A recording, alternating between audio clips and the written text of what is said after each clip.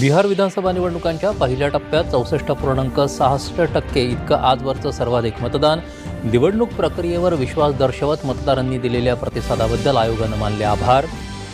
देशाच्या घटनात्मक संस्थांवर आरोप करून काँग्रेस नेते राहुल गांधी भारताविरोधी आंतरराष्ट्रीय शक्तींचा अजेंडा राबवत आहेत. मुख्यमंत्री देवेंद्र फडणवीस यांचा आरोप. पुण्यातल्या कथित जमीन घोटाळ्याप्रकरणी कोणालाही पाठीशी घालणार नाही. मुख्यमंत्री. जमीन व्यवहारात मुद्रांक शुल्क चुकवल्याप्रकरणी चौकशी समिती स्थापन.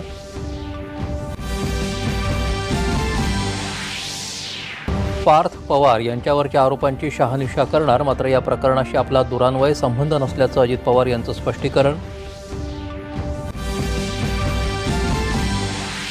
आत्मनिर्भर भारत हा भारताचा एकट्याचा प्रवास नाही, तर जागतिक